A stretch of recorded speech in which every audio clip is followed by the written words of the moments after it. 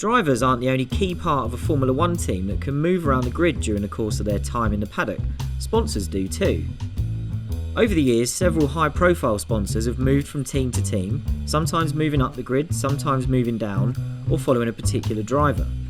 It's not out of the ordinary to see prominent logos on one car one season, then move straight to another car, or spend some time away from F1 before being lured back by a rival team. Now, before we begin our countdown of the 10 most significant sponsors to have moved around the grid, we want to stress that none of the companies involved in this video have paid any money to be included in it. However, if you're a rich company and you'd like to be included, please send a giant cheque, ideally with some numbers written on it, to Autosport Towers, and we will re-edit this entire video to put your name at number 1. With that out of the way, let's get on with the top 10. Number 10, Barkley. We could fill this list with tobacco companies given the level of backing they've given to F1 over the years, but smoking is bad for you, and we've managed to narrow it down to just 4. Barkley was the lowest profile of those that made the cut. Barkley came into F1 in the 1980s as title sponsor for Arrows, before moving up the grid with less space for its logos by switching to Williams in 1987. It stayed there until 1990 and then took a year out when Williams switched to Camel branding from the same parent company for 91.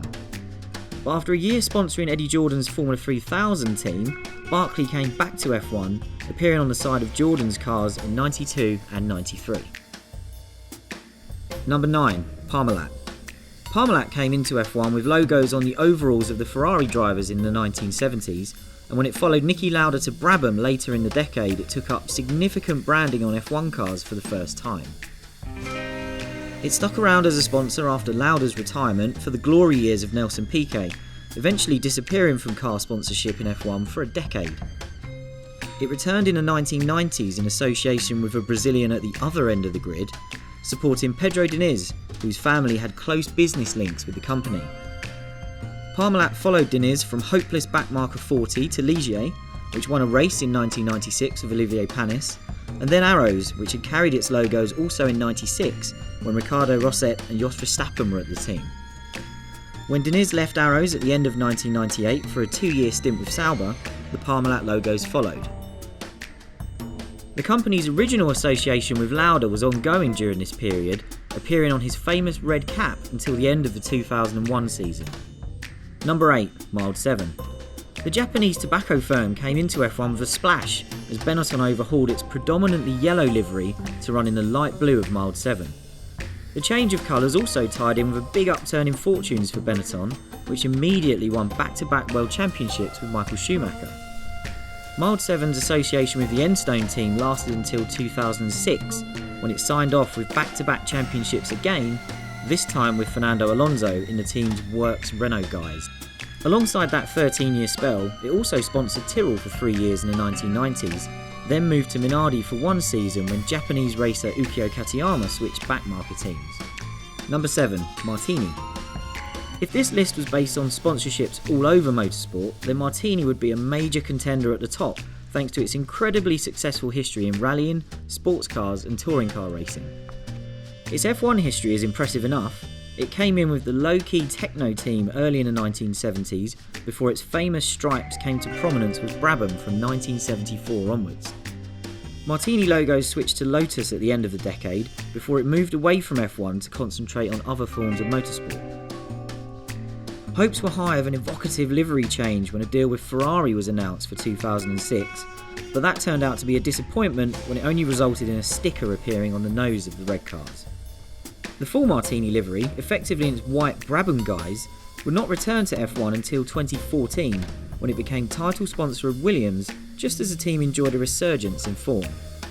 Number 6, Elf. Major oil companies have a long history in F1, but to avoid this list being full of them, we've based our selections on those that have taken out significant title sponsorship of any of the teams they have backed. That gets Elf and one other company onto our list, with the French firm's title sponsorship of Tyrrell during the 1970s making it one of the first major backers of a team on the grid. In the years that followed, it also offered significant support to Renault's turbocharged Works project of the 70s and 80s, and went on to back Ligier, as well as Lotus and Williams when they were running with Renault engines. Benetton also switched to Elf in the early 1990s, while smaller teams such as Arrows, Larousse and even Pacific ran some Elf branding. ELF logos disappeared from the F1 grid when its parent company decided to switch to Total branding in 2009, although it went on to enjoy more World Championship success with Red Bull in the years that followed. Number 5. Camel. Compared to some of the companies on this list, Camel's spell in F1 was short, but during that time its logos were splashed all over the place. It started off as a replacement for John Player Special at Lotus, decking Ayrton Senna in yellow for his final season with the team. After Senna left, Camel stayed with Lotus for 3 increasingly disappointing seasons, gradually increasing its presence elsewhere on the grid during this time. Benetton, Larousse and Tyrrell picked up some Camel sponsorship in the late 1980s, with Tyrrell's 1989 deal resulting in the mid-season departure of Marlboro-backed Michele Alboreto, leaving a seat vacant for Jean Alesi to make his F1 debut while he went on to win the F3000 Championship in the same season for Eddie Jordan. From 1991 to 93, Camel branding featured heavily on the Williams and Benetton cars, giving it a significant presence at the front of the grid and 2 World Championships with Nigel Mansell and Alain Prost. Number 4. Vodafone. The communications giant made a low-key arrival in F1 with sponsorship of Benetton in 2001, but a year later it was on the side of the dominant Ferraris, although Eddie Jordan believed that deal was going to be his. But as Jordan started to slide down the grid, Vodafone was enjoying a run of 3 consecutive World Championships with Michael Schumacher. Vodafone stayed with Ferrari for 2 more years before it took up title sponsorship at McLaren, an association that would last 7 years, spanning a largely successful period in the team's history that included its most recent World Championship in 2008 and its latest race victories in 2012. Number 3. Petronas. Petronas features so high on this list because its presence in F1 has been continuous for more than 20 years now, and its deals have always been significant. It started out with Sauber in 1995, and for 1997 Sauber started a deal to badge the team's customer Ferrari engines that would last until Peter Sauber sold the team to BMW for 2006. Petronas stuck around during the BMW years, tasting victory with Robert Kubica in the 2008 Canadian Grand Prix, and when the Munich manufacturer quit at the end of 2009, the Malaysian oil company headed across Germany to Stuttgart, where it joined forces with Mercedes for the start of its new Works F1 project in 2010. Mercedes has dominated F1 with Petronas as its title sponsor since 2014, winning 5 consecutive World Championship doubles with a splash of turquoise on the silver arrows. Number 2. Red Bull. Red Bull's first involvement in F1 started in 1989 when it signed Gerhard Berger as its first motorsports athlete. But it first became a visible sponsor on the grid when it partnered with Sauber for 1995, which included taking a stake in the Swiss team. Red Bull sponsored Sauber for 10 years, although by the time that relationship ended, it had already sold its shares in the team. Dietrich Mateschitz then bought his own team when he took over Jaguar at the end of 2004, and the testing livery used on that year's Jaguar was the only time any of Red Bull's F1 cars have resembled one of their drinks cans.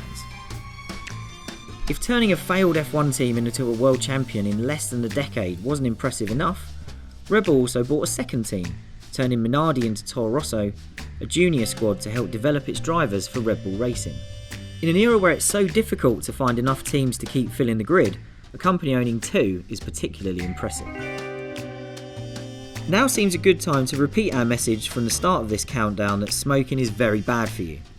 But the story of F1 sponsorship can't be told without the tobacco companies, who for so many years were one of the key financial pillars of the sport, going all the way back to Gold Leaf's logos first appearing on the Lotuses in the 1960s. In terms of sponsorship, no company can rival the contribution and presence Marlboro has had in Formula 1, dating back to the early 1970s when it started out with BRM. Deals with more teams followed, although the most significant one started in 1974 when Marlboro first sponsored McLaren, winning 2 World Championships in their first 3 seasons together. While Marlboro logos continue to appear elsewhere on the grid, including another title sponsorship of Alfa Romeo's team at the start of the 1980s, it also helped overhaul McLaren, getting Ron Dennis on board to kickstart a period of dominance. Plenty of drivers and teams further down the grid enjoyed varying levels of Marlboro backing through the 80s and early 90s, but Ferrari became the firm's other major team, and for 1997 the famous McLaren livery was no more, as Marlboro made the prancing horse its sole focus in F1. This coincided with Ferrari's upturning fortunes with Michael Schumacher, and by the start of the 2000s, Marlboro-decked cars were once again dominant in Formula 1. Due to increasingly stringent laws on tobacco advertising, we haven't seen Marlboro written on the side of an F1 car since a pre-season test in Bahrain in 2008, although the company occasionally had to change its branding following complaints about the various ways its logos were disguised following the ban. Its parent company Philip Morris remains involved with Ferrari, and its deal, which currently runs until 2021, allows it to control the branding on the cars as it sees fit. Towards the end of 2018, it used space on the cars to promote its Mission Winnow project, which is supposed to signify the company's transformation to focus on what it calls a different set of initiatives. Cynics pointed out it was also a good way to get a big M back on the Ferrari engine cover, while Honda poked fun at the logo once it spotted a white H in the middle when it was unveiled at the Japanese Grand Prix. That's the end of our list. Let us know which sponsors you think have made the biggest contribution to F1 over the years, and if you'd like to check out more of our countdowns, why not take a look at Fernando Alonso's worst F1 cars or 11 F1 races the wrong man won.